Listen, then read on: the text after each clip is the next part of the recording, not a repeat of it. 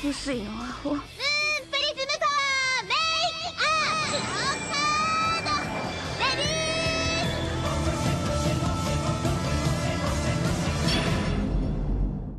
Welcome to Shoujo and Tell, where we discuss shoujo manga and tell who's hot and who's not, talk about themes, and just generally geek out.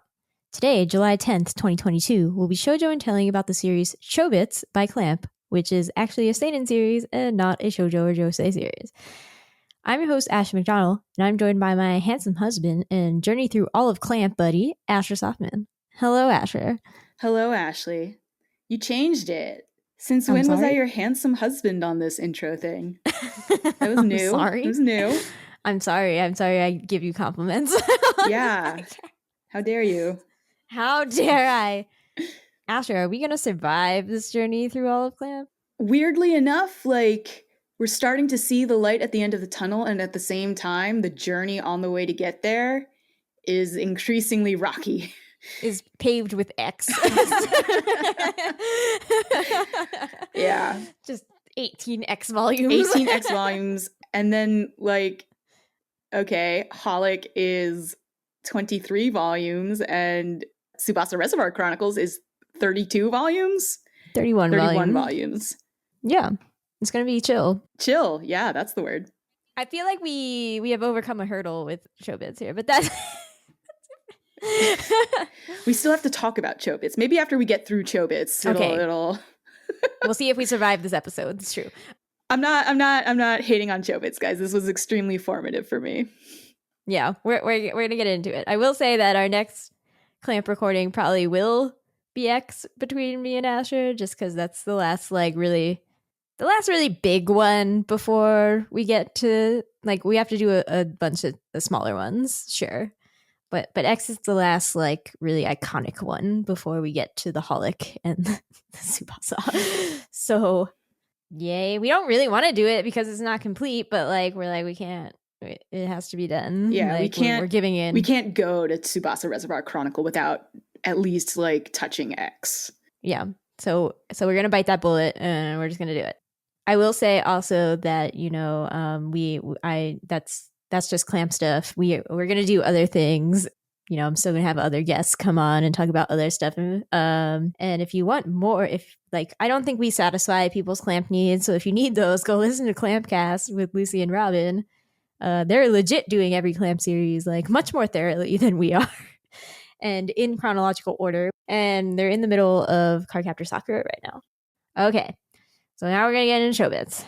And we're going to do all of Chobits, all 8 volumes. So this beginning section will be spoiler free. We'll try to just give an overview, general thoughts about it before we dive into all the spoilers.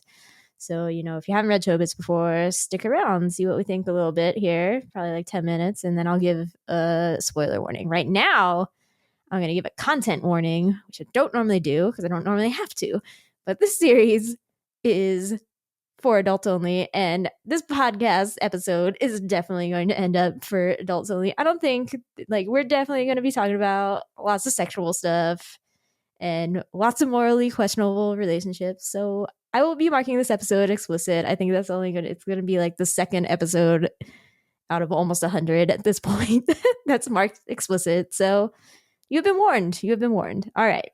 So Asher, what is Chobits about? Chobits is the story of Hideki Motosua, who is a 19-year-old Ronin. He hasn't gotten into college yet. He's working this dead-end job at Club Pleasure. His parents were like, no, you got to get your act together, and then, like, didn't give him any help getting his act together. No. And he finds what is called a persocom in the trash.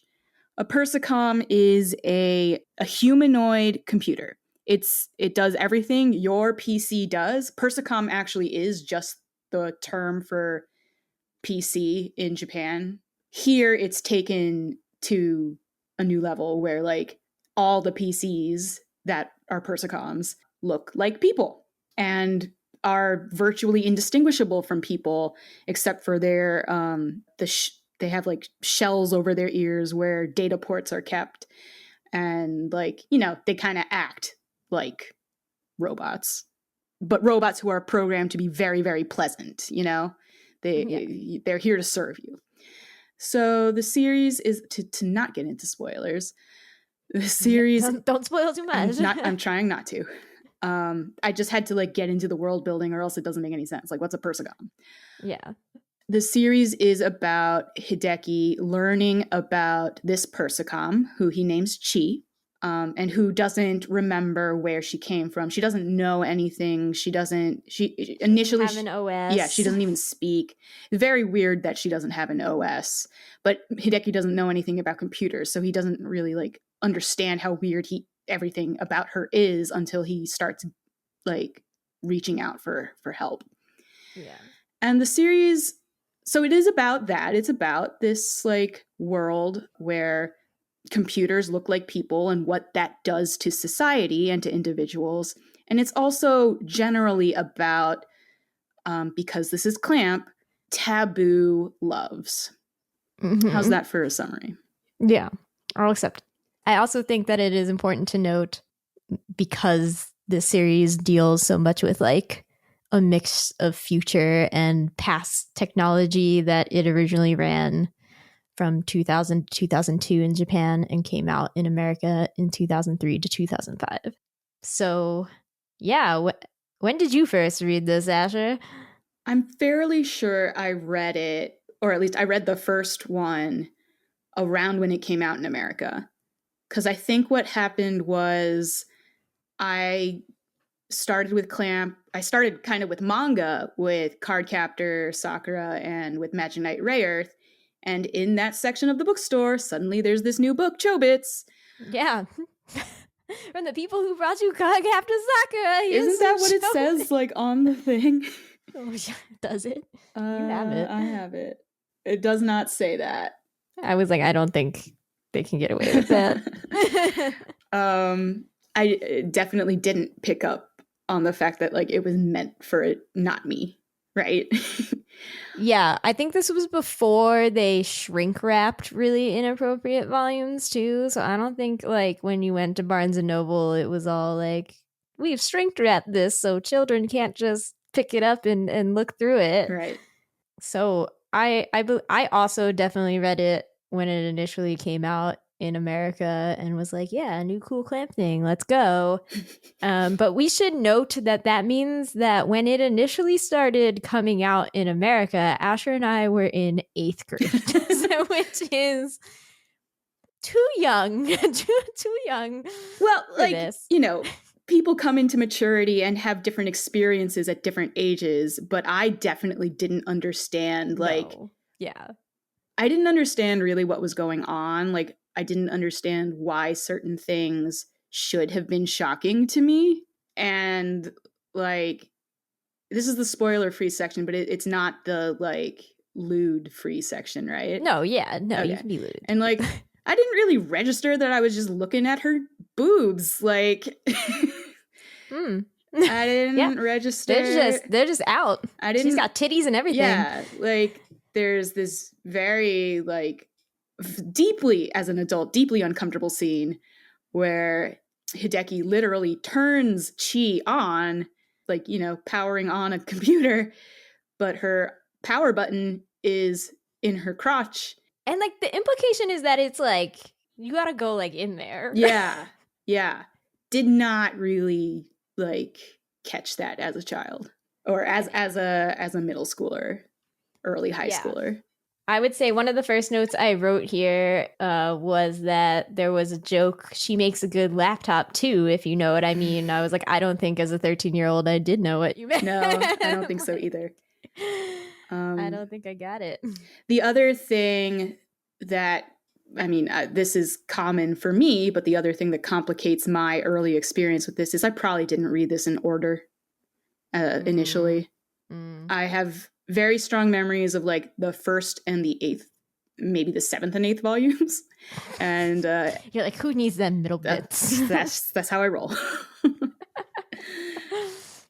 No, I mean, so we read the old Tokyo Pop editions because we have them and we're not made of money. So I know that Kodansha has released fancier 20th editions, but no, we didn't do that. So I have had that since, 2003. Like those copies are super old. And I was the one, I had all of it, like I definitely had all of it since then. And yeah, we actually asked my high school friend like the other weekend. I was like, "So, did you read this?" And he was like, "Oh God, I did. We should not have read it. Like we were not prepared for that." And he's like, "I don't know if it was you that got me into it or another friend." I was like, it was probably me." Sorry. Oh boy. So that's fun. So do you like the series after, 20 years later? Oh man. I think the basic answer is yes. Okay. The way I like it has definitely changed after 20 years. Okay. And the things, and I understand why things should have been shocking now. And like, I remember enough of them to not be shocked, but I'm deeply, deeply uncomfortable with so many of them. But now what I'm into is thinking about just how insane this world is, which in ways that the manga doesn't actually get into. Like, it presents us with a scenario like, this is what this is like when you have a computer that walks and talks and has some level of personality and independence. And you put the on switch in the vagina for some reason. I don't care that much about. No, but that's the question it presents. Yeah, but I don't care that much about it. Okay, I'm sure. much more fascinated with just like what everyday life is like here and how insane cybercrime must be. And Yes. regular crime. Like just what is this society? Wild. Well, it's powered by love, so it's fine. Sure. Yeah. No, it's powered by a toy maker. It's powered by a toy maker's vision of what a computer could be. Yeah, I guess we should say, I mean, I guess it's a bit of a spoiler, but I feel like it's important to note that in the way that all clamp things are like loosely tied together to each other, this is explicitly in the same universe as Angelic Layer. Yes. So yeah, how do I like it? This is a hard question.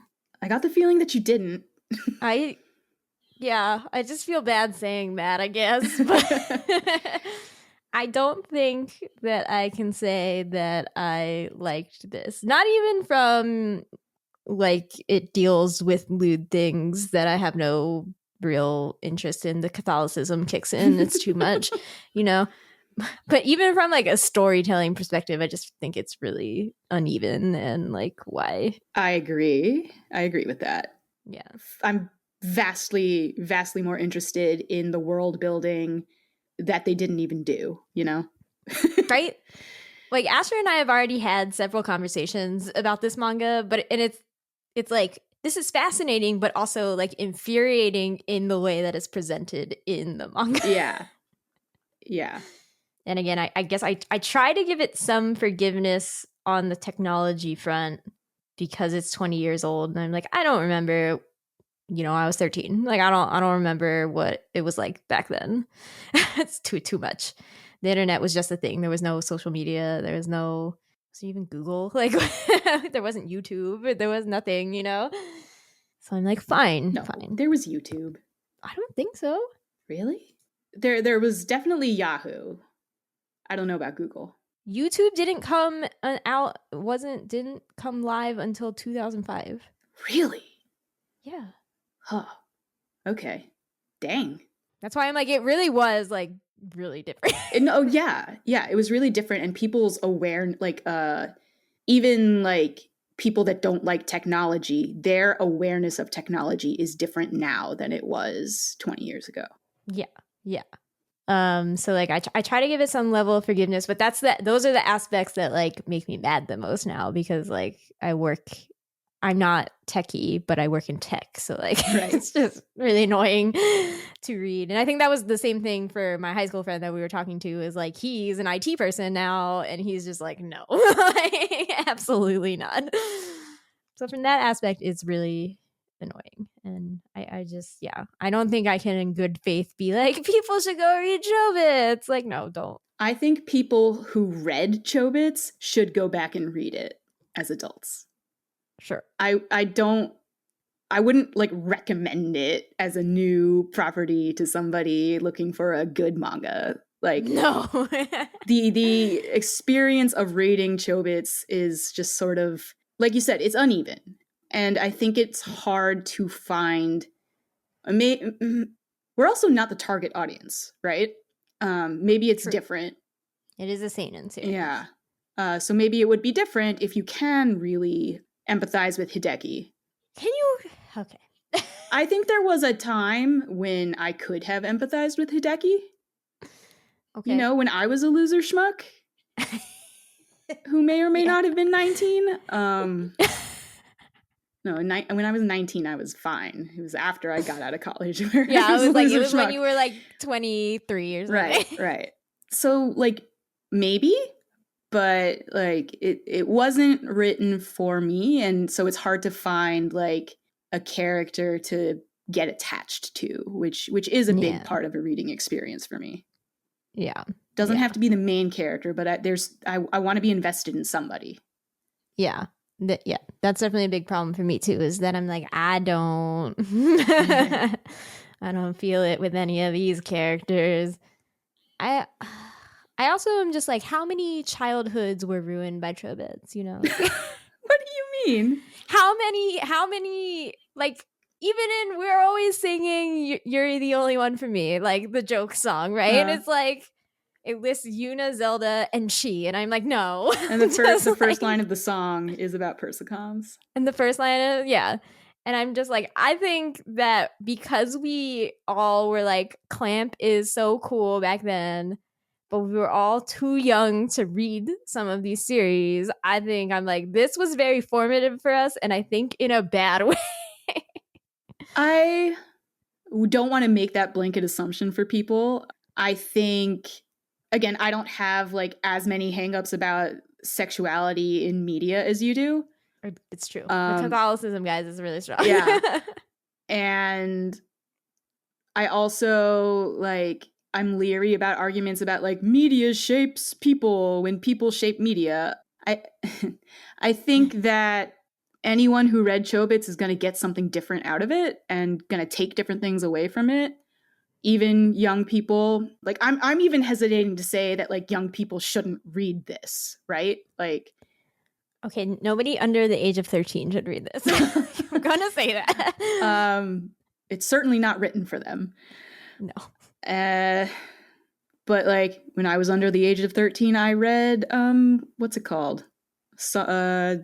Game of Thrones, the first book of A Song of Ice and Fire, and you know, like I still came out okay. So I think that yes, when you say like how many childhoods did this ruin, I'm more like, this choppy manga has had an incredible impact on a bunch of nerds and the way we think about, well, I don't know, probably the way we think about computers. And the way we think about the importance maybe of different kinds of intimacy. Sure. All right. You always the more sympathetic one here. It's my job. It's your job. It's true.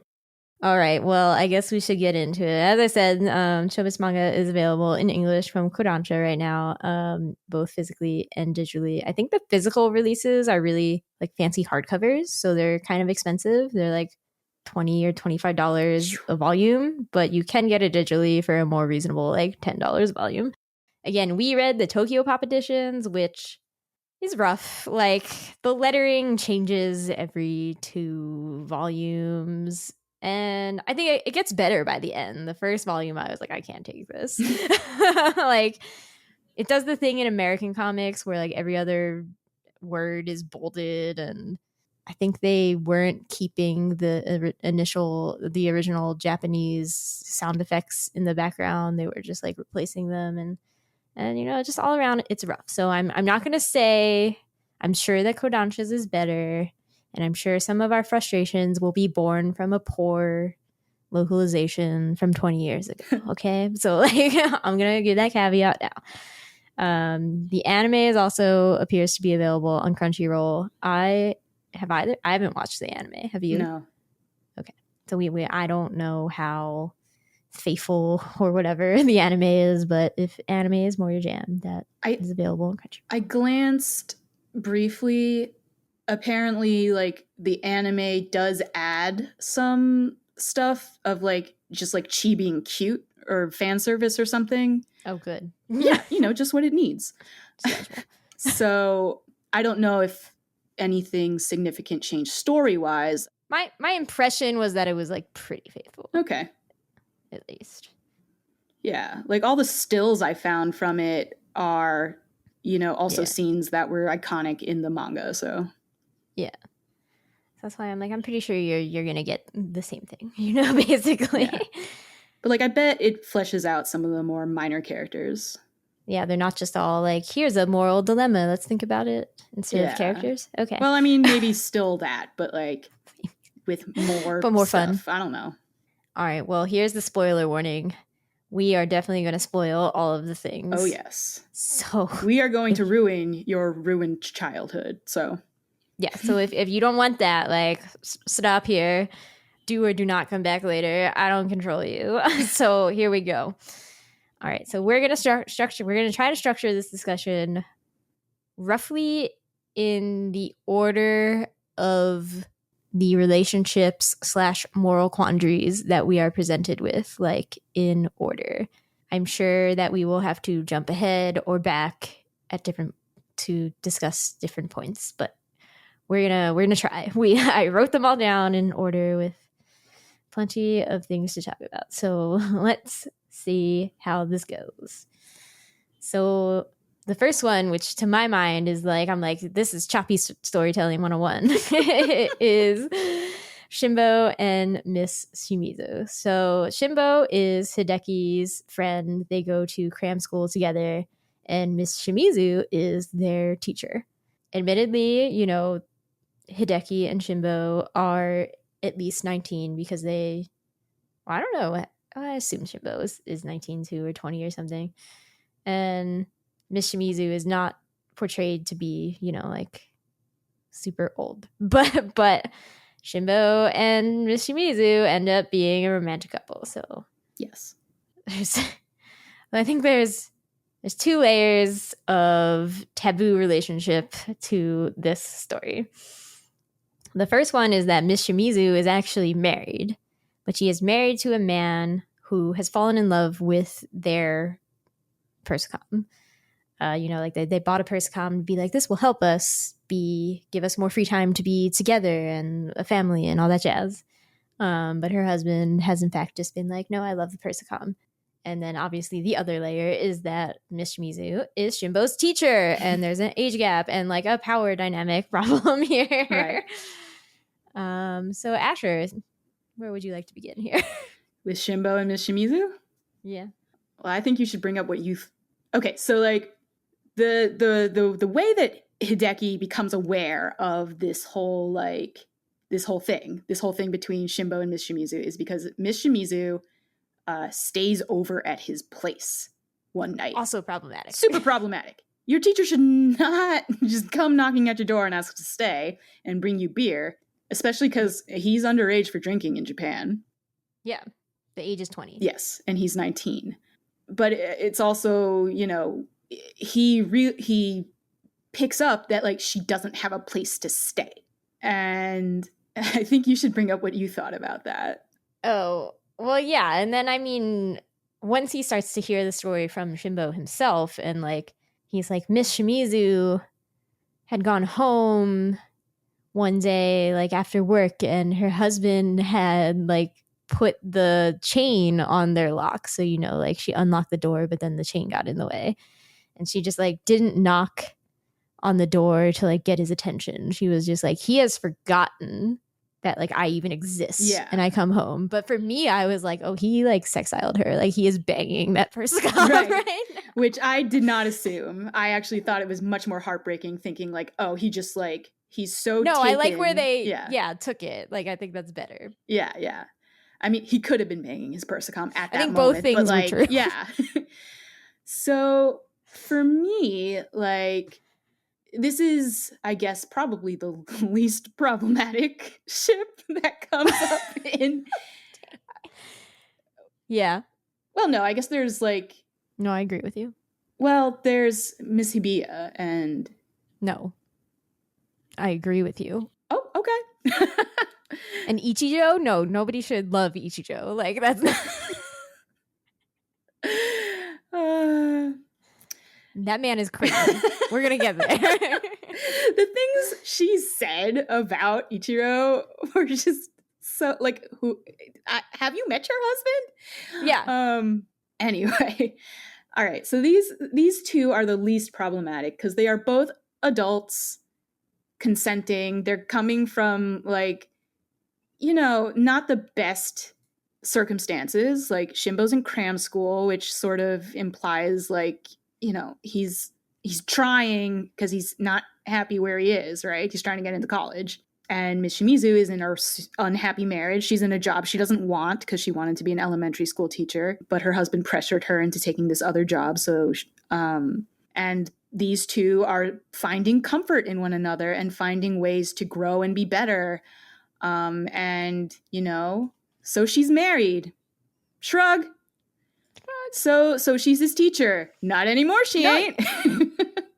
Yeah, well, yeah. The part where she's married and like having a relationship with him, I'm like, that's truly the least problematic part of this. Yeah, and I'm also like, cram school isn't the same as like going to college or high school. Yeah. Like, I don't think the grades you get in cram school matter. It's like the cram school prepares you for tests. So it's not even like she actually has that much power over his future as a teacher. And it's like a private institution more so. Yeah. So like there is still, she is still his teacher. There is still that, but it's not so icky as most teacher-student relationships portrayed in media or that exist. Not as icky as you can find in Clamp, honestly. Actually, oh yeah. No, I found it more problematic that he like whisked her away to a vacation and wouldn't let her leave until she agreed to be with him. But I mean, it's also like that's how he portrays it. It's unclear, like, is she playing along? Is like he can't actually keep her there. I think my assumption is that she has money and power and he does not. So like whatever. I don't mean so like whatever, but the implication is they are both, Yeah, this is one of the like localization issues, I think, though, is that Tokyo Pop translated it initially as we're eloping, but then later he's like, I'm just trying to get her to say yes to like getting a divorce and then marrying me. And I'm like, that's not what eloping means, Yeah. So that part was confusing. Yeah. And like some of it might be Shimbo just like skipping steps in his head. Maybe. But shrug, it is awkward and hard to like parse. So yeah, I mean, my thoughts about this generally is like, okay, this is our intro to the problematic relationships that Clamp loves exploring. This is our intro in this series, to be clear. Yeah, but I think the most interesting moral quandary that this should have brought up and was lightly touched on, but like with Miss Shimizu's backstory, it's like, yeah, look at this. A human fell in love with his persocom and then ignored his human wife. Mm-hmm. And that is bad. Mm-hmm. And like we have gotten conversations up to now between like Hideki and Yumi. Yumi is his coworker at Club Pleasure, who is a high schooler. Yeah, we should really. That's never touched on. Like this high schooler is working at a place called Club Pleasure. Yeah. Let's just put that out there. That's a thing. So like, Hideki and Yumi are like, yeah, it's really weird that everybody like just has persocoms now and we don't have these human to human interactions. Like, isn't that sad? And I'm like, yes, it is. And like, it's nice that Shimbo and Miss Shimizu get together and they seem like Shimbo has relinquished his persocom to Hideki by this point. So like, does he even have a persocom after that? I don't even know. Like, he sends emails to Minoru sometimes. So I guess they're doing something, but like they're definitely like, we have reconnected on a human level. And I'm like, that's great. But that's not actually, like, the story doesn't care. You know? Definitely not in that instance, yeah. I don't think it ever cares again. I think it comes up again with Yumi. It comes up again with Yumi and Ueda.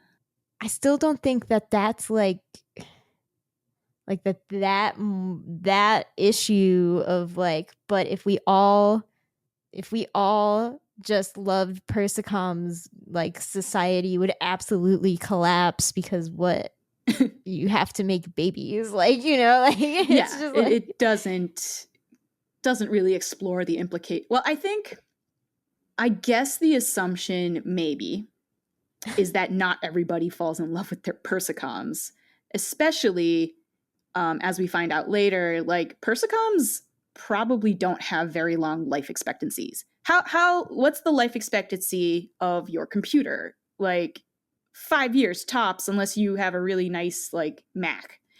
Then it's like 8 years, yeah, 10 years. Yeah. And it's like, are you going to have like the kind of like, are you going to make the marriage kind of commitment to a computer that you're going to have for 4 years? So I think there may be some of that just generally in society, but we're not seeing what, you know, the average person does. Yeah. We are only getting the extreme cases of extreme. Right. And like over and over, people tell Hideki, like, don't fall in love with your persocom. So like, I know, and I was like, as soon as you tell somebody to not fall in love with the thing, they're gonna fall in love with the thing. That's storytelling 101. Sure. But yeah, it's also like psychology 101. Yeah. But it's also, that means like it's a problem that people are aware of and it's looked down on. I think probably what happens is everybody ends up with like infatuations and crushes and stuff on persocoms, and then maybe like grows out of it, especially with like most persocoms are not so intelligent that you can mix them up with people. Yeah. We also have the extreme end of persocoms. Yeah. the most human of persocoms that we could find. Yeah. Okay. Well, we have to make a little bridge before we get to Ueda with Minoru and Yuzuki here. Right. So Minoru is a 12-year-old prodigy genius boy who knows everything about everything, especially persocoms. Mostly persocoms. I was like, we don't know what he knows about other stuff. Whatever, he only has to know about persocoms. And Yuzuki is one of his many persocoms, but the one that he favors because his sister died very suddenly. And he has uploaded all of the memories that he has of his sister into Yuzuki so that she would learn to behave like his sister. Yes. Yuzuki is also a more advanced persocom than his other persocoms. Like I guess the implication is he built all his persocoms. Yeah. But she in particular is like more advanced and also really like meticulously maintained. Yeah. He like updates her like every day, apparently. Updates her every day, backs her up every day, probably like hardware upgrades, software upgrades. Who knows? Defragging. Yeah. Remember defragging? Oh yeah. Dang. Yeah, that was still a thing in 2000. Yeah, it was. Defrags her. I love it. Sounds dirty. Okay. No, they're not like that. It does. Yet. Not yet. So, Minoru being so young, he does not realize initially that actually trying to make a computer pretend to be his sister is going to suck. But he quickly learns that and is like, oh, this sucks. But Yuzuki, like, her AI is smart enough to be like, oh no, I'm not like I keep imitating his sister better and better, but he doesn't smile the way he used to with her. So like, I'm failing to be his sister. And eventually he's like, I don't want you to be like that. Like, I like you for you and all that good jazz. Right. So he stops uploading his memories of his sister into Yuzuki and I guess allows her to develop as she would. So Yuzuki has a self-learning program, which according to Chobits is different from artificial intelligence, which supposedly Chi has, but whatever. Those are not different. Maybe they didn't know that in 2000. They didn't know that in 2000. Okay. Yeah. So I don't know. It's just my thing is that like his sister or Yuzuki is always drawn to look so sad about failing to be his sister, and I'm just like, I mean, this is just so much artistic liberty is being taken with how artificial intelligence does or does not work. I actually think the most infuriating thing about this part of the story for me and like its moral implications are that I'm like, so Minoru's sister died very suddenly. Like he's just like, nobody saw this coming. She like rapidly deteriorated over a series of days for mysterious unknown illness things, right? And then she died. And so I'm like, oh, that should be a really formative thing for him. Like we just discussed how persocoms have a negligible lifespan compared to most humans. However, Minoru had this very formative experience where he's like, well, my sister was super young and she died. So like, what's the difference, right? But that is never brought up. You got to write your fan fiction, baby. Oh my God. And so like, that's the thing that bothers me about this story in particular. That's fair. Yeah, I don't really have any other like really deep thoughts about this one. I'm like, it exists. Yeah, it exists. I don't. So Minoru supposedly built Yuzuki to look like his sister. I don't think she looks like her. I didn't see it. No, yeah. Even when they did the side by side. Oh yeah, no. Like she doesn't even have like the same body type. Like I felt like she was like skinnier, and I was like, what are you doing? I didn't think she was skinnier than Kaede. Oh yeah, if you want that link, Kaede was a character in Angelic Layer that Clamp just decided to kill off in Chobits. Oh yeah. Oh, you forgot? Nah, she was. No, I looked at her and I was like, okay, she's definitely in a different Clamp thing. Oh yeah, no, she was the Deus of Blanche. She was one of the top Kanto duelists, I guess. Clamp was like, nah. Right. Yeah. So there's that connection. Cool. I mean, okay, I guess also just to elaborate on why the artificial intelligence thing bothers me is that, again, I am not a programmer. I work in tech and I have read many like articles and books about how artificial intelligence does its thing. Right? So like the thing where they're like, oh, well, she has a program that like helps her learn things versus artificial intelligence. I'm like, but that's artificial intelligence is you like, it's artificial because they are learning things by getting various inputs and then learning what the best inputs are. And then that's how like computers learn to beat you at chess and everything, right? Like because they can study every move ever and just like download that into them, right? And like know what to do in any situation. Or like with algorithms. But like so what bothers me also is that they never portray how it's actually really easy to mess up something that has artificial intelligence because you can just give it garbage inputs. Like that's why YouTube algorithms, it's like if you just watch far right videos all the time, it's like, well, far right videos are what pleases you, so I'm just gonna feed you more of that crap. Or like with Google like chat artificial chat bots, like that's how it's so easy to get them to be like racist assholes eventually. Because if you just feed them garbage, then they're gonna spit out the same garbage. And like, sure, you can do things to prevent that programmatically, but like humans are very bad at that. And so I'm just like, no.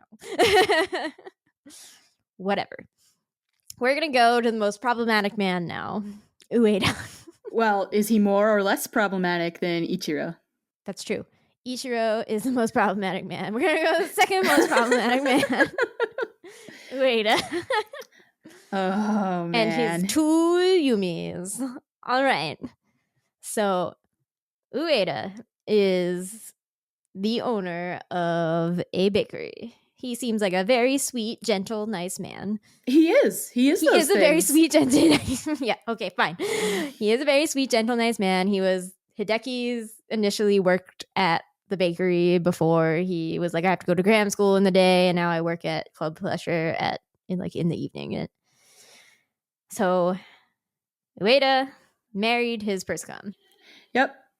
He did that. He sure did. It wasn't legal. No. It wasn't like sanctioned by the government. Yeah. Like he was allowed to do it, but like it wasn't recognized, and like he had to do it I don't think he did it in his backyard, but it's that kind of deal, right? Okay, but again, that bothers me because they implied that he was able to leave all of his like assets to her. So I'm like, I mean, doesn't that effectively mean that the government sanctioned it? But whatever, again, go on. I don't know, man. So he married his persocom, who was named Yumi. He named her Yumi. And anything else to say about that? People thought it was weird. He didn't have a lot of support for it, but he didn't have a lot of people to let down either. So he just kind of did what he wanted.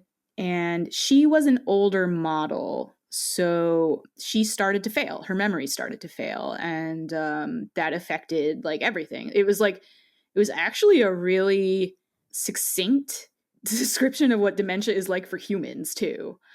Right? Yeah. Oh no, I work with this all the time. This is actually as problematic as this is. I think the Yumi, like the persocom Yumi, has given me the most to think about in terms of like what the actual reality of living with persocoms is like. Yeah.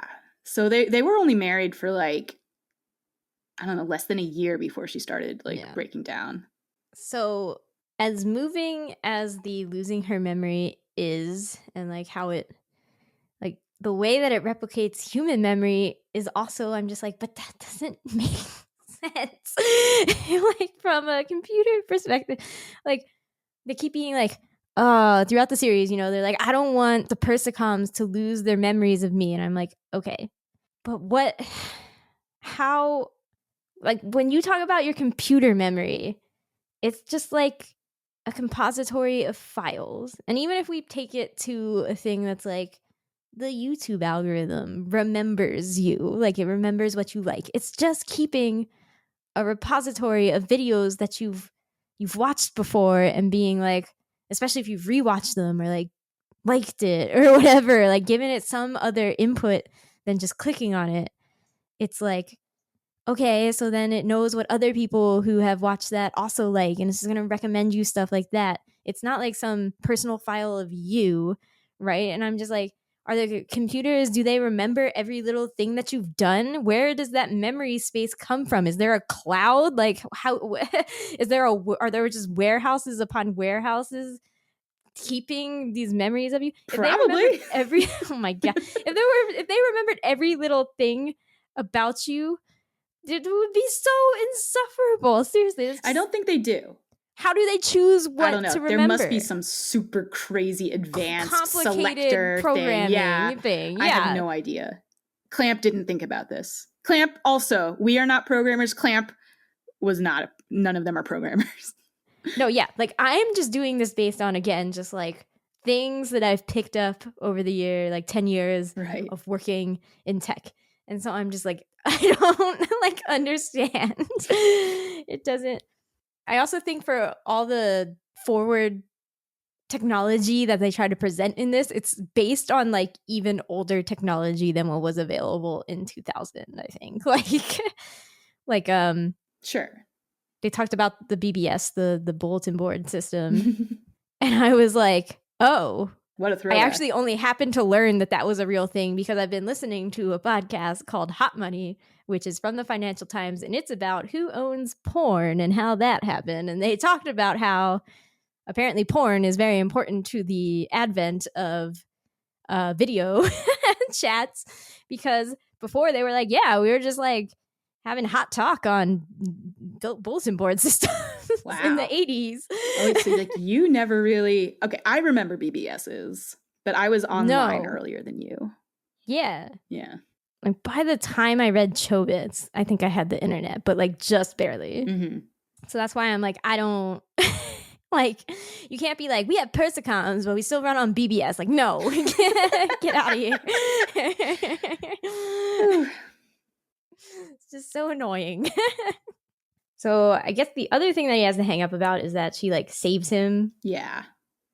So he keeps her throughout her decline. He doesn't abandon her. They're still married. He goes with, he takes her everywhere because he can't leave her alone, which is also a thing that happens with human dementia. And they're walking along and a truck comes and she pushes him out of the way of the truck and she gets hit and just like is kaput. And he had this whole quandary before of being like, you know, people were like, just wipe her memory and like upgrade her hardware and she'll be fine. He was like, he didn't want to do that. Right. And then of course he gets this much worse fate in a way. Right. Like either way, she didn't really remember him. Yeah. Yeah. And either way, he has to remember her. Yes. And like that's the real pain here. Like they're like, oh, wiping their memory doesn't do anything because we have to live with how they endured horrors. And it's like, yeah, because you're a human. Yep. Like, it's different. Anyway, so Ueda has that. Oh, that's persocom Yumi. But then we already mentioned human Yumi. Human Yumi used to work as well after Hideki. Right. And before she went to work with Hideki at Club Pleasure, she worked at the bakery with Ueda. And then they fell in love with each other. And so I didn't like this turn either. Of course so not. Yumi, no, not that. But like I don't like how we were led to believe that Yumi had one problem and then it ended up being a different problem. Mm. So like Yumi has all these conversations with Hideki about how she like doesn't like persocoms. And you're like, yeah, because persocoms are taking people away from quality human time and all that, and that's bad. But then it turns out that it's like she's just like, well, Ueda married a persocom, and now he says he loves me, but how could he possibly love me after he married a perfect being in a persocom? Like I'm not as cute, I'm not as intelligent, like I'm not as perfect as them, right? Like I can't please him, I can't give him everything that he ever wants like a persocom can. And I was like, I don't like that. Right. Ugh. Ugh. And I mean, you know, what I was obliquely referring to was the fact that Ueda is a 39-year-old man. Yes. And she's 17. That's also bad. He's literally old enough to be her father. Yeah. Yeah, that is also bad. And that's like sort of, you know, he brings that up. Yeah, he's not unaware. As being a reason that, like, she shouldn't be into him. Yeah. But then he does creepy things like make her custom-made outfits. Like, what? Yeah. Like, custom-made outfits. MAID. Mm-hmm. Yeah. Very, very gothic Lolita. Mm-mm. Mm-mm. You can see her bloomers. Yeah. Yumi is noted to be well endowed. Oh yeah. So like it looks obscene on Chi when she accidentally puts that on because it's just too big, so it's hanging off her boobs. Yeah, no, it's weird.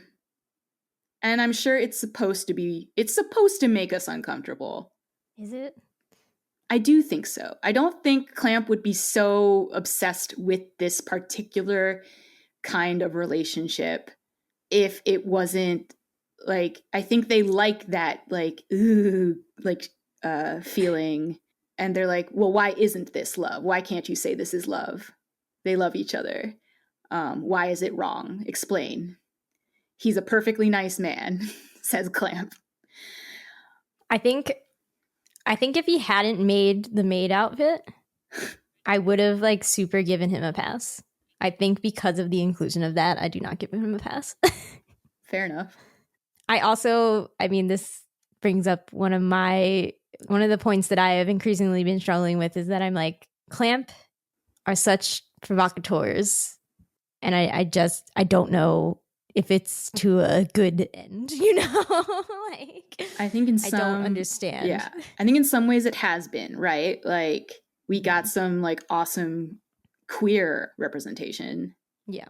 From earlier works of theirs. And maybe later. I don't really super... Fine Kurogane, I think. Yeah, I know they are. There's Domiki, too. Yeah. Well, I don't know. I actually don't remember if Fi and Kurogane are as explicit as like explicitly a couple as Toya and Yukito. No. Yeah. I don't think so. And then, there was, earlier stuff that was good and queer too. Or, well, queer anyway.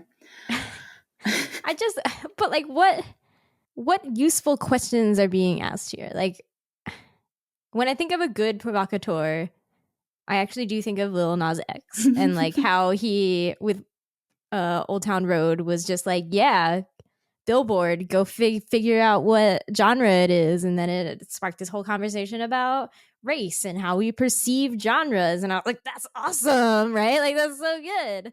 What's Clamp doing here? Like, sometimes age gap romances can be true love, and so we should rethink that. Like, no, we shouldn't. It's okay for people to marry Hatsune Miku. Like, no, it's not. I think what they want is for us to unpack those things. Not necessarily like, be like, yeah, Rika should marry Mr. Terada. That's great and healthy and fine and good. Okay. I think, the act of asking the question and answering it is a good thought experiment, because it helps us solidify our principles, and what our values, what's important to us. This feels very debate debate sure. for the sake of debate, and like, those people are terrible. I'm just gonna say that. And I'm realizing as I say this, like, I don't actually know if that's what Clamp is doing. I haven't read like lots and lots of Clamp interviews. Like, I don't know what their philosophy is, and why they keep asking this question in their manga. But I know that this is what I would get out of it, in not myself posing the question, but in my having to confront this, and think like, okay, no, I know lots of different kinds of relationships have, been okay or have been accepted or not accepted over the course of human history and different human cultures. So I should think about this and see, like, challenge my own preconceptions to figure out what is it that I am protecting? What do I value in this relationship? What do I think is good? What do I have trouble with, and why? Okay, fine. I'll allow it. As we move on to most problematic man and his seemingly actually very nice wife. So question mark, question mark, question mark. Ain't that always how it goes? It's not always how it goes. Yes. So we're going to talk about Ichiro and Hibiya. Right. So Ichiro is his first name. He's Ichiro Mihara, was a main character in Angelic Layer, and he's dead in Chobits, but he's very important. Good for him. Chitose Hibiya, so Hibiya is her last name, Chitose is her first name, is his widow and Hideki's landlady. And she's mom. Yeah, just keep laying it on. And the sort of the, what would you call her? Like not the narrator, but the one who watches over everything unfolding. Yeah, like there's a meta narrative going on here where she's writing a series of ostensibly children's books where there's like metaphorical or like, represented as a cute little simple bunny person, Chi, and like little stick figure people. And it's called The City with No People, and it's from the perspective of Chi, basically. Right. Thinking about how she's like, oh, this city feels so lonely. There's no people. All the people are with their persocoms, but like I do not have the person just for me / my soulmate, basically. Right. who ends up being Hideki. But we're going to get there. We're not quite there yet. We're not there yet. So Despite Hideki and Chi being the main characters, we're not going to get to them until almost the end. yeah, well, they come after this. We're halfway there, folks. Yes. So we don't know too much about the actual relationship between Ichiro and Chitose. No. They met through work. They both worked on Angelic Layer, and they both worked on persocoms. They got married, but Chitose couldn't conceive, and she really wanted kids. So Ichiro builds her a kid. He builds her a persocom. Freya looks identical to Chi, so like a 15-year-old girl with white hair and yellow eyes, because that's normal. Yeah. And cat ears. And duh. And he built her, I guess, to mimic as closely as possible with a persocom that cannot like physically grow and change, to mimic as closely as possible how a human child would grow and change. That's not stated explicitly, but the fact that her self-learning programming is advanced enough to be true AI, according to the as opposed to all that fake AI, right? According to the cyber mythology of this world, she learns and emotionally and mentally grows, and really loves her mom and her dad. That's where it gets bad. Yeah, I was like, I'm waiting for the drop. Yeah, there it is. There it is. So Freya literally is like, my dad is the person just for me. Yeah, she literally falls in love with her dad. And, it's partly because persocoms probably don't have that.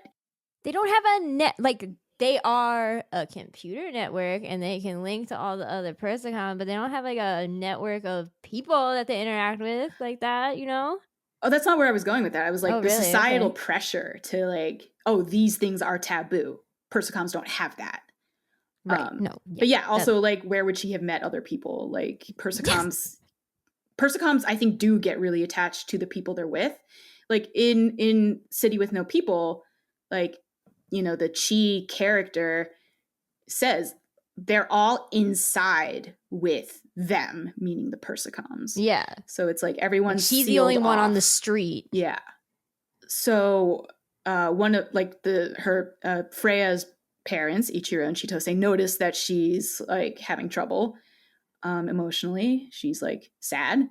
So they're like, okay, let's build her a sister. Let's have another kid. Maybe it'll fix the problem. So they build Elda, who will become Chi. But Elda is just like completely the same as Freya, like physically. Yeah. So that's how Chi came to be. But it doesn't fix the problem because they don't realize that the problem is that she has fallen in love with her father. And won't act on it because she loves her mother. And she's aware that those two, they are the people just for each other. And she's outside of that. So she just like literally dies of heartbreak. Mm-hmm. There's a convoluted, like, she decides to die, but she's like, I'm gonna live inside of Elda. Well, Elda suggests it. Okay. Elda's like, you can live inside me, and Freya's like, cool, I'll protect you from making the same mistakes, right? Which, like, that I'll accept that from any intelligence thing. It's like, yeah, okay, that makes sense. Yeah. It's also like, okay, this is the first, maybe it's not the first hint we see of persocoms sort of making, like, inventing relationships that can't exist between humans, like. Mm-hmm. Mm-hmm. Kind of fascinating if you think about it. Like they're doing a thing that only persocoms can do. Yes. And like, it's a bond of emotion, but it's certainly not a human one. No. No, for sure. And then so like Elda requests that her memory be wiped. I think what happened is persocoms can't have, they just are not equipped to handle two personalities at once, and all the inherent memory, like everything that goes into that, because that's super complex. So it was too complex, and she just like couldn't handle it and got rebooted. I don't know how then Freya is a conscious thing working inside of Chi later, but that's what happened. I guess after this hard restart, like the mind, I guess, that became Chi was used to that other presence being there and was able to grow, I don't know, pathways around it somehow. Yeah. So Freya does continue to live on inside of Chi. Yeah. And is trying to be like, is cautious, right? Like she's like, I don't think, like Freya doesn't think that humans can really be the one just for you, I think, for a persicom. Yeah. Or at least that was the vibe that I got for a while. Yeah, it's unclear if she doesn't think humans can be the one just for Chi, or if, like, you know, the first human you see who picks you up out of the trash. That's a fair thing to think, yeah, Freya is... God, it's so weird, like, watching... like, not watching, but like looking at Freya's expressions and seeing like actual like thinking expressions on Chi's face. So weird. And also it's like, it shouldn't be weird. Chi should be a living thinking being with complex emotions, but she's not. No, not at all. No. So I think Ichiro is the worst one in this manga. And he's not even there. He's not even there. He's the worst one in this manga though. Not even for anything that we've said so far. Like, okay, you made a computer to be a child who then fell in love with you. Like, I hang out with programmers. Like, I can see how they would make that mistake, you know? Like, fine. I'll accept it. You made a mistake. Ichiro does not understand humans too good. That's what I got out of Angelic Layer, for sure. Yeah, I was like, we knew that already. But yeah, no, he doesn't. No, you get that out of Angelic Layer, though. Right. Not this. No, because he's not there. But I guess if you retroject the choices he made. Right. So the worst thing that he's done is what kind of dad, what kind of human being? What kind of human being, what kind of anything is like, hey, you know what? I have a wife who can't have children, even though we really wanted to. And just like, this is my child. And you know what? I'm going to put the on switch in her vagina. Even though I want them to have the capacity to understand love and like human love. And it's just like, what kind of sick bastard are you? Like, I mean, we did know that he was also that. a sick bastard? Yeah. Okay. Don't you? He was self-aware of that. I think he actually played it up in Angelic Layer. He did. Yeah. Ichango boom. Ugh. I hate this man. I think he's more hateable here in Chobits than in Angelic Layer. He is, and that's so funny. Because he's literally dead.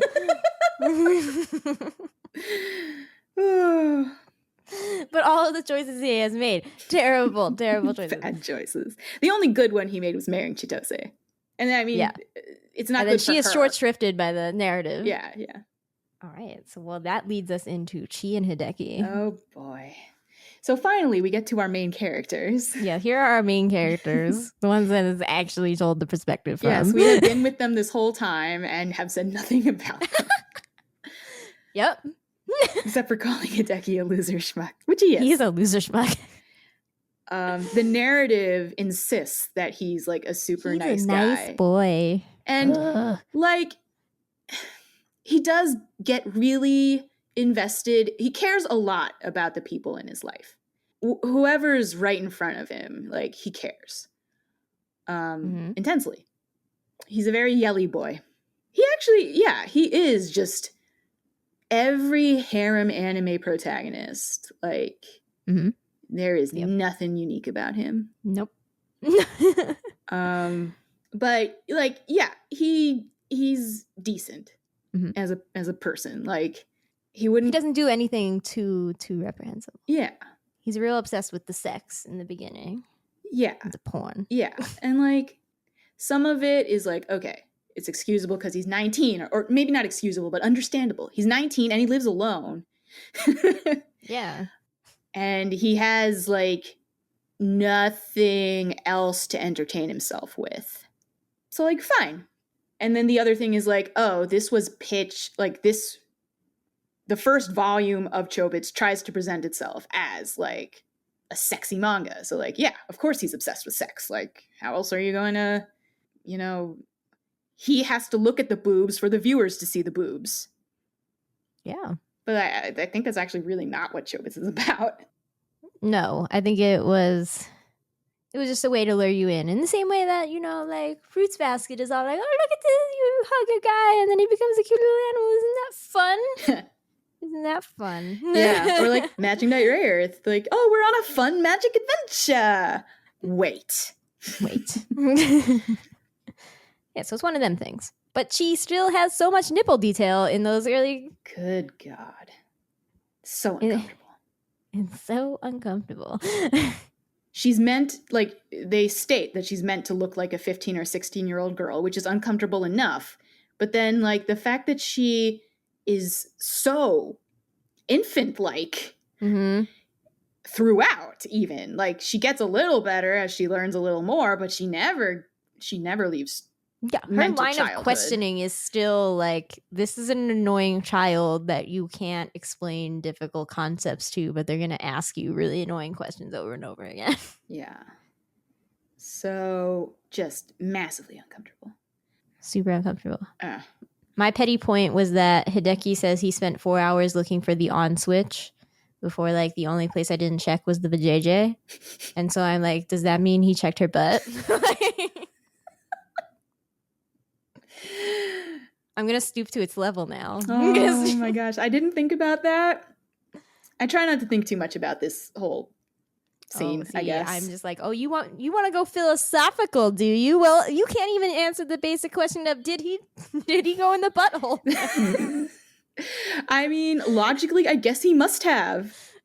Great. I think maybe, culturally the valence is different. There were so many jokes in, like, I can't really say early anime, but like when we... Oh, I know, yeah. So many jokes about sticking leeks into people's buttholes, like... Doing the finger thing. Oh, yeah, the finger thing from Naruto. Yeah. Yeah. There's so much of that. And like, okay, maybe it's less...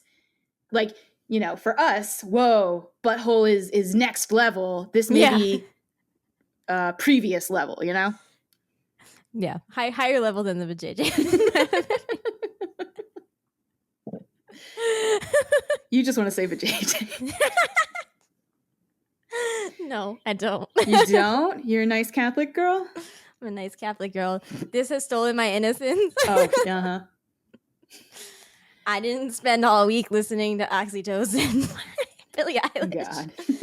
or listening to Hot Money about porn. I didn't do either of those things. Or read this manga. Yeah. My innocence. You didn't read this manga. I didn't read it. No. Yeah. I'm just talking about it really in depth. I'm just BSing my way through it. Yeah. So I'm just like, where do we... Like, Chi... Okay. So Chi is always a child.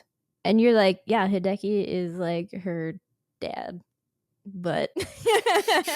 No, that's the problem we're avoiding. That's the problem we're avoiding by it being Hideki. And I'm like, are we though? Like, we're not. I never got the dad vibe from Hideki towards Chi. Okay, but I also, brother? I knew that, like... I mean, we knew, yeah. So there are many other... So a lot of the issues with Chi, I would say, are sexual in nature. Like, this is the question that it brings up repeatedly in different ways with Chi. So like, she pretty quickly is like, Hideki is the person for me. And it's like, of course he is. He's the only person you interact with. Right.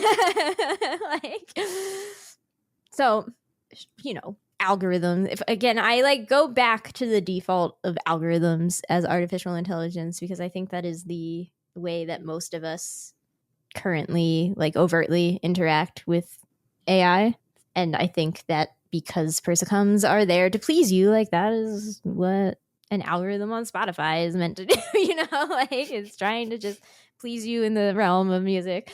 So, I'm like, okay, so Chi picks up on, Hideki's always like, I'm so poor.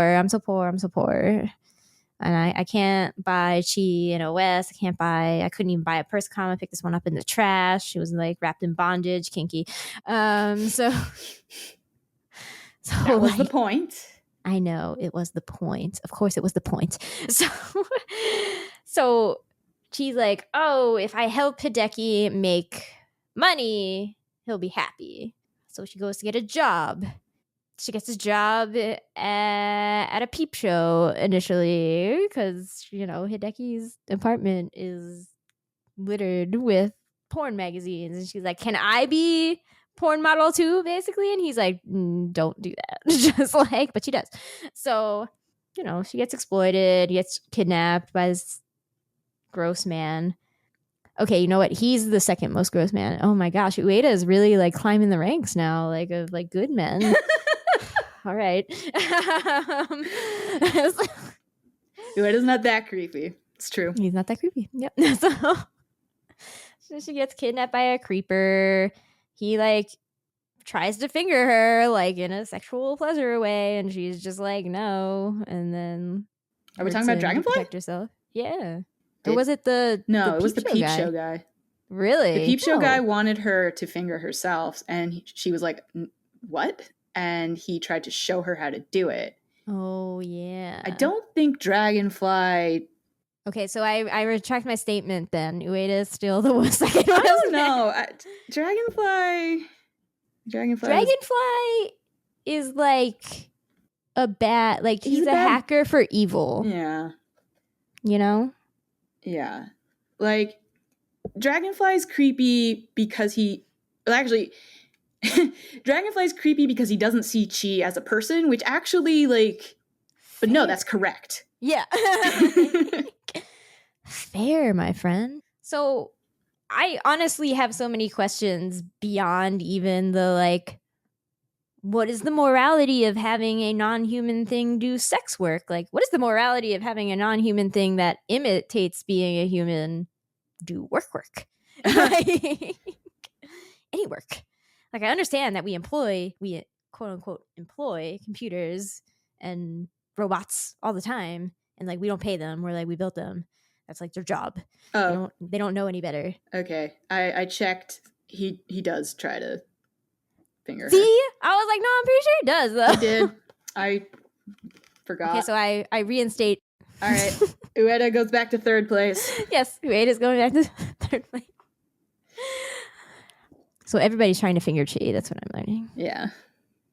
Bad. Yeah, so I'm like, okay.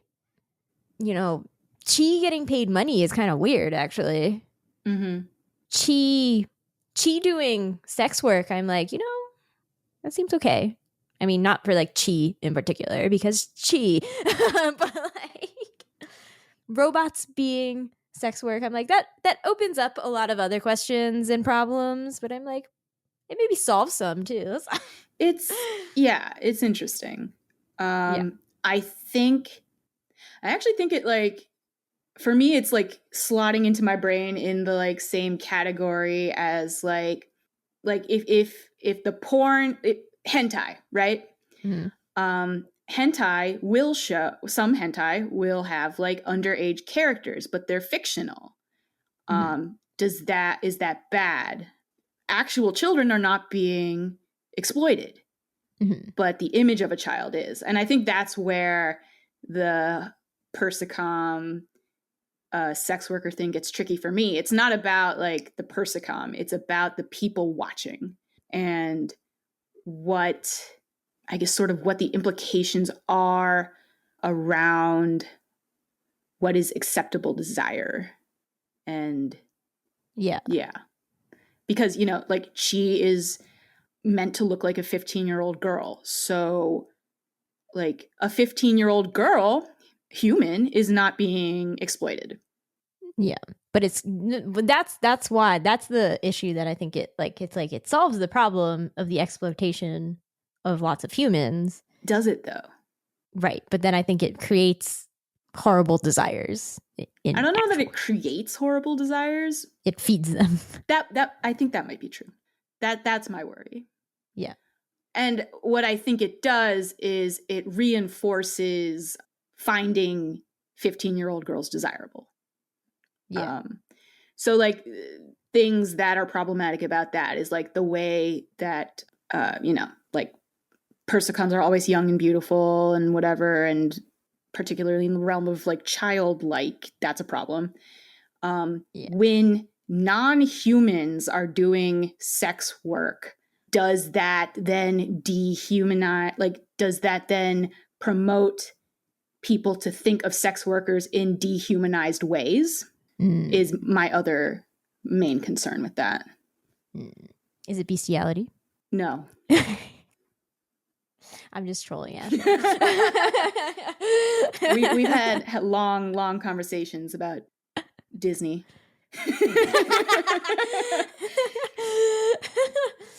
Well, on the Hot Money podcast, they also go into, like, Visa and MasterCard apparently decide what is and is not bestiality. And I'm like, that's fascinating. Tell me more. This episode is just an advertisement for Hot Money. It's true. And Clampcast. Oh, we can't wait for Clampcast to get to this one. Yeah, I'm very excited for Clampcast to get to Chobits. And I know that's going to take, like, another year or two. But can't wait. Oh boy. Yeah, so that's complicated. For sure. So I think in the end, what might disappoint both you and me is that, like, the ultimate question that is presented in Chobits is not whether it is, like, humans can love a persocom and a persocom can love a human and whether that is morally okay. It is, in fact, whether you can love something that you cannot have penetrative sex with. Right? Like, whatever.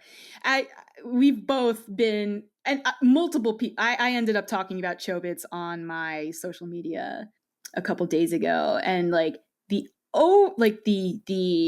strong, like, the most common response to this question was, like, I didn't see why it mattered. Like, that's stupid. Of course you can love someone that you can't have sex with, or, like, any sex with, but particularly, like, oh, this one type of penetrative sex, like, whatever.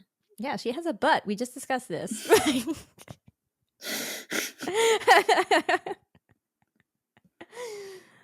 Yeah, it's like, so I actually think that very young me probably thought this was a very cool question, because very young me did not like that most, and, like, honestly, I still don't like that most adult things are, like, about sex and drugs, and I'm just like, I really don't care, and I don't like when a human, like, adult humans are always portrayed as being bad, like criminals and, like, icky and everything. Like, I dislike it a lot.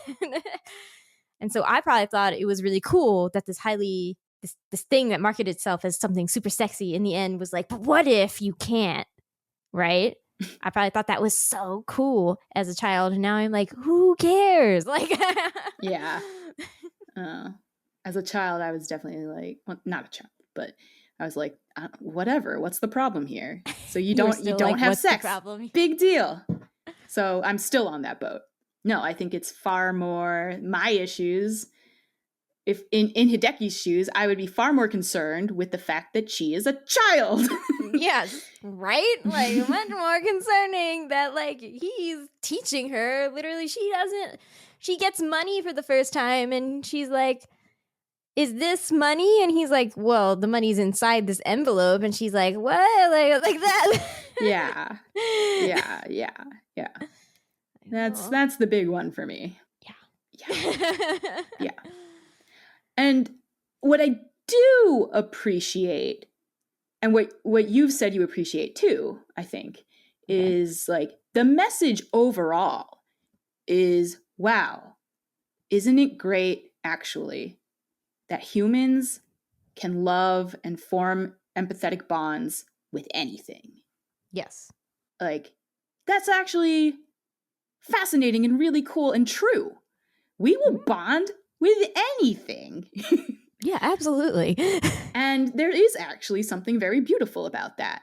I think that's why all these forbidden love things keep, like, especially in Chobits, like, Clamp overall has this, but like, that's why they're pushing so hard in Chobits about these taboo relationships. It's like, no, there is something beautiful about the fact that we can love no matter what. Yeah, like we are constraining ourselves too much when we have this like vast capacity for love, right? Yeah. Like I wouldn't even, I guess Clamp would say that. I'm like, I wouldn't necessarily go there. I think it's beautiful that we can love so much. I don't necessarily want to push it, like, because there are complications, especially when it comes to power dynamics. Yeah. That is far more interesting and also uplifting than this whole sex thing. Yeah.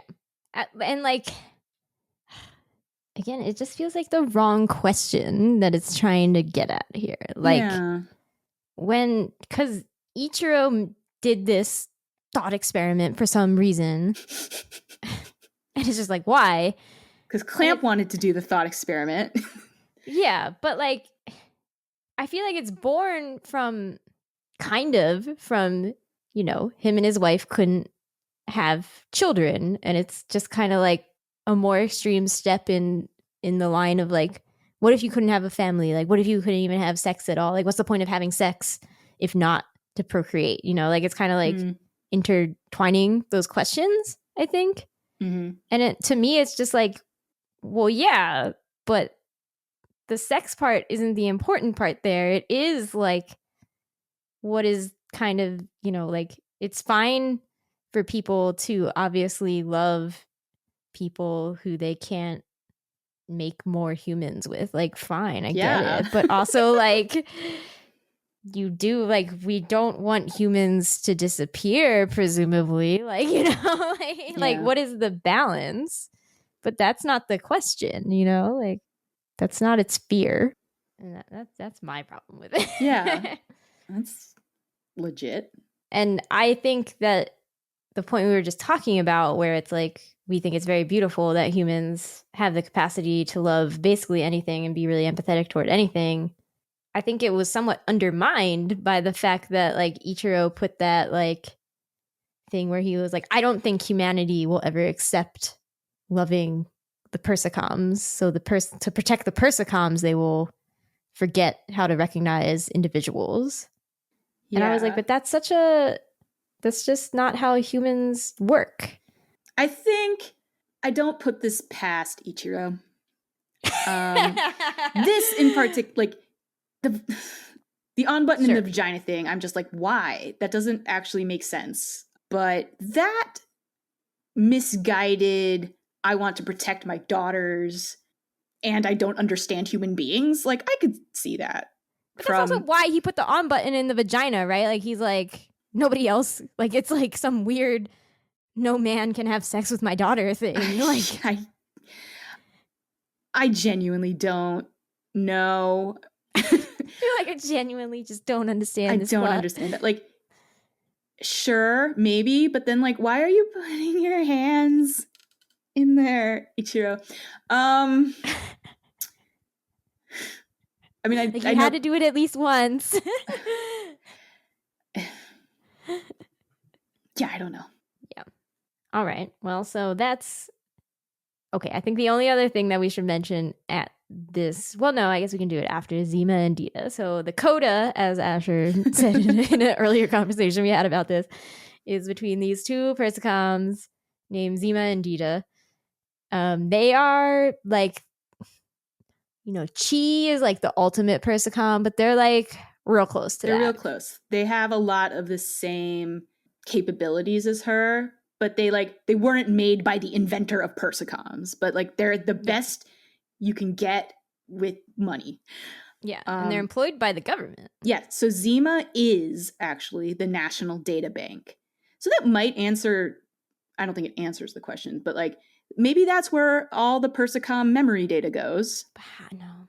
I actually think that is the implication. Like he knows everything that every persocom knows, which is nuts. Okay. Yeah. And Dita is the persocom that protects him. That is Dita's job, period. And they actually pretty much don't do anything. Right? Chobits is great. They're just there. Zima makes Dita take a nap for like 4 volumes. Yep. It's great.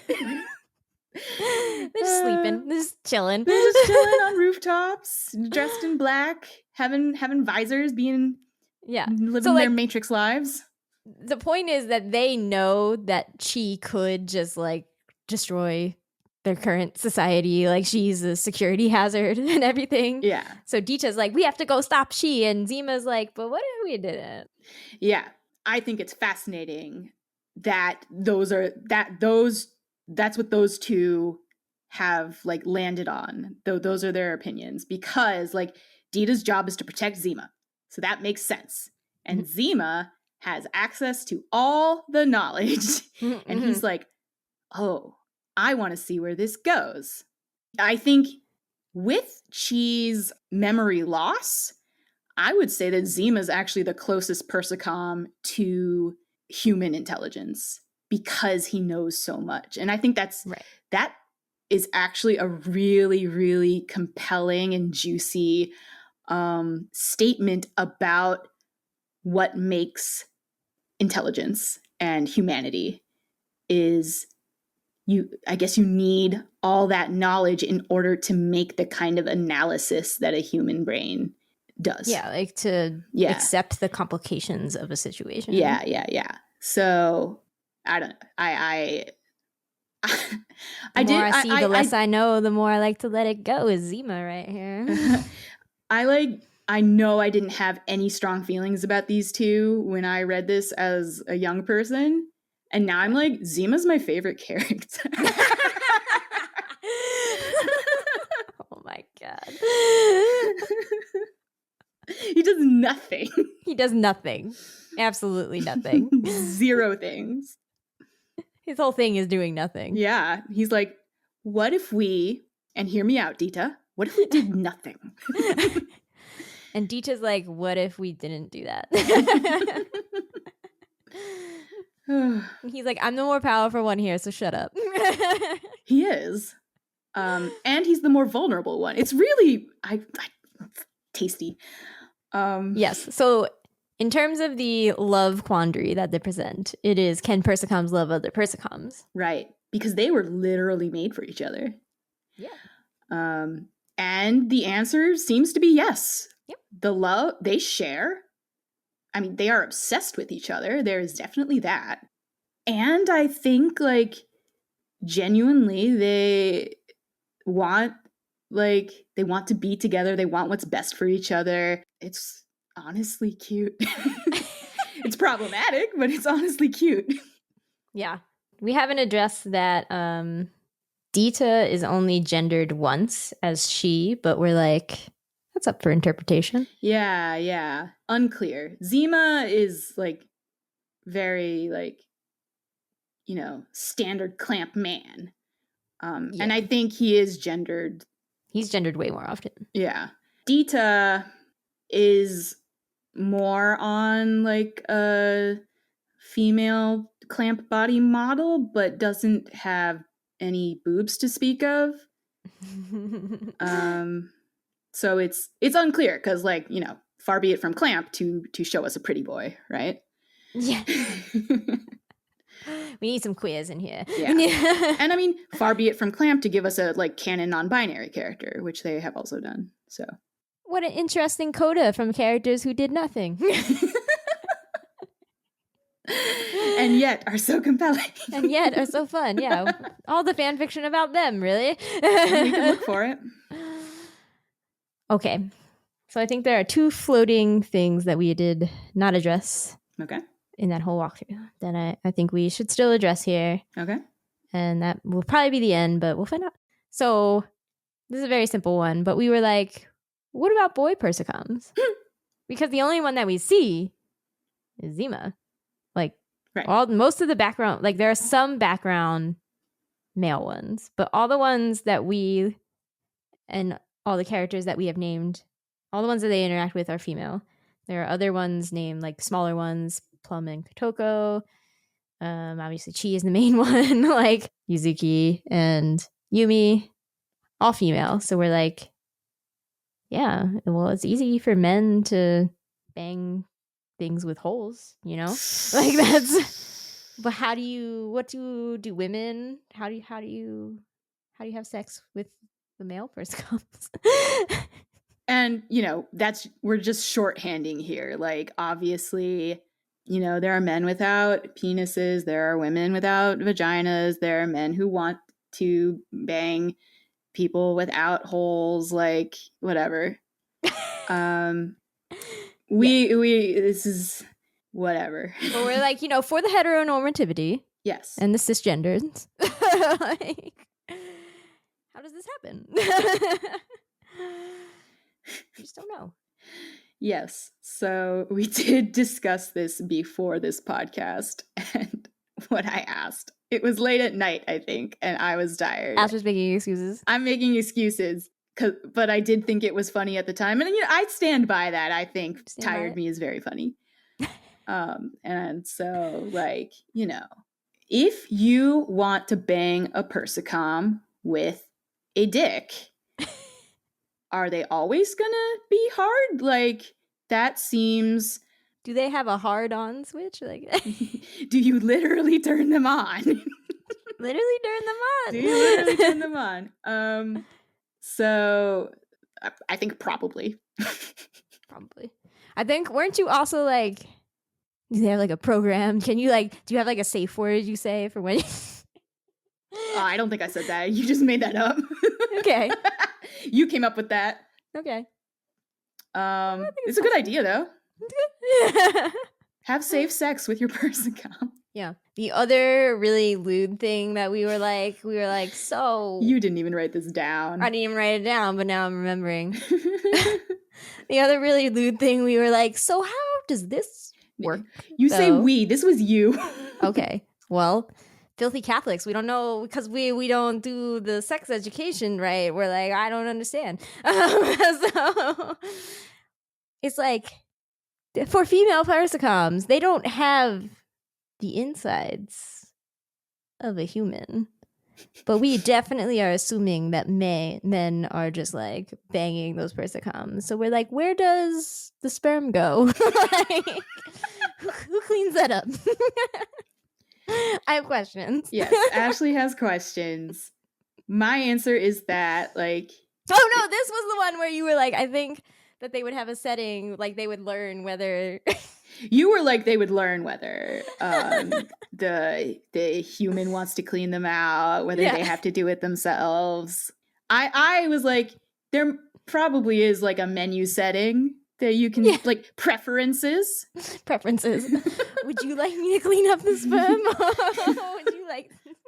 Okay, the only other thing is less lewd. Yes. Or less lewd. So, Misabiya, at the end, like literally 5 pages from the end, tells Hideki that the persocoms were purposely built to not be bound by the laws of robotics.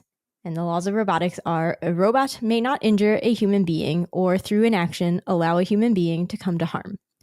2. A robot must obey the orders given it by human beings except where such orders would conflict with the first law. And 3. A robot must protect its own existence as long as such protection does not conflict with the first or second laws. And I'm like, well, it's a good thing all these persocoms are just like, we just want to love everybody heart. And not like, we're going to murder these awful humans. I love because they have the capacity to do they that. have the apparently. capacity to hurt people. I love that for them. I love that for the persocoms. I love that for the persocoms. I love that Ichiro went out of his way to make sure that they could Ichiro do that. would, though. Yeah, he do would. that. Of course he would. Of course he would. I'm also like, how much of the angelic layer system went into making persocoms? Because if you don't think that people are battling their persocoms, like, you're wrong. BattleBots definitely exists in Chobits. Battling your persocoms is the new dog fighting. It's certainly the new BattleBots. The new BattleBots. Yeah. No. I mean, it's the new angelic layer. It's the new angelic layer. Yeah. Oh God, it would just be like cute 15-year-old girls like mud wrestling naked. What are you talking about? I don't think it would. Really? No. I think we'd get some scary looking persocoms because people would go, like, maybe it would start as, like, you know, these cute, slightly modified persocoms, you know, whatever. But, like, people would get into it. You'd have, you know, Chobits, Jameson Go making saw blaze. Saw blaze. Tombstone. God. Yeah. Witch Doctor, bring me Witch Doctor. Witch Doctor would be a very attractive persocom. Yes. Oh my God, didn't somebody do that on Reddit? Like make all the Yeah. BattleBots? Yeah, you showed me that. Yeah. I have to find I mean, that. there weren't persocoms, but like, yeah, somebody But made... I mean, that's how we get there. Yeah, somebody made Gajinka of all BattleBots bots. I love it. Love to see it. Yeah, so really what we're saying is this society is about to get everybody murdered. Yeah, there's no way that anything online is safe. Nothing digital is safe in this universe. Cybersecurity is terrible. Cybersecurity doesn't exist. Privacy no longer exists. Physical security no longer exists because your computers are walking around. And can hurt you. And can hurt you. You can program a persocom to be a cat burglar. Like, she can, like, jump like a ninja. Yeah. I have definitely been playing with this in roleplay AUs. It's like, yeah, I'm taking this to its logical conclusion. I have an assassin persocom now. Okay, but see, here's the thing for me. If this was taken to its logical conclusion where the robots can kill some humans, like, I don't think they're all gonna just, like, it's not like the robot uprising that I'm imagining, right? It's just like a persocom, like a couple persocoms kill a couple humans. But I think that's what would turn humans away from persocoms. Probably. Yeah. And, like, I think they would be able to shut that down. There just wouldn't be persocoms anymore. And then the world is saved. And then the world is saved, yeah. The end. The end. Until the persocoms, like, find the junkyard of all the persocom, like, and, like, revive one. And then we get the robot uprising. Yes. So that's what happens. Yes. And then the world is ended. The end. Thanks to the Powerpuff Girls. Yeah. So that's what it is for me, is that, like, people have the infinite capacity to empathize with something that's not human, and, like, they'll like it, but as soon as it turns, you know, like, starts to present bad things, we'd be like, oh no, like, we have to do something about that, you know.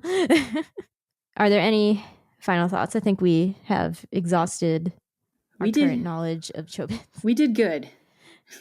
We did good. Well, we think we did good. That's what matters.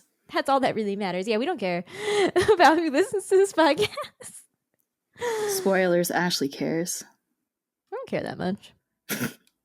If I did, I would, like, be trying much harder, I feel. Yo. I'd be trying much harder to, like, get people to listen to it. I don't care. But, you know, thank you to those who did listen to this episode of Shojo and Tell. If you have comments, questions, constructive criticism, or concerns, or need to tell us about how we were very wrong about artificial intelligence, because that's a possibility, email shoujoandtell@gmail.com or leave a comment on the episode's YouTube page. We're at Shoujo and Tell on Twitter, Tumblr, and Instagram. Asher, can people find you on the internet? No. Not currently, really. No. Asher is. We are concerned about the cybersecurity issues that our current society brings us, so we're just like, no, how about not? Are you excited every time you see a new episode from us? If so, please consider leaving a rating on Apple Podcasts. This will help the show reach more hearts, or at least ears. Thanks again for listening. We'll be back next time for maybe Absolute Boyfriend. Me and Asher are like, we're definitely going to read that as our next thing that we do together to compare it to Chobits, because those are two contemporary, like they were pretty contemporary to each other. What Absolute Boyfriend came out in like 2005 when I looked it up. They're both series about humans loving humanoid robots, and they're both from really big name shoujo artists. So we're like, okay. But I've also got in the works a episode about Marmalade Boy, who I would do with Lucy from the Clampcast podcast. So that might be coming out next. I don't know, one of those two. Or a surprise, who knows? I don't know how to plan. Either way, hope you'll stay tuned. Until then, bye. Bye.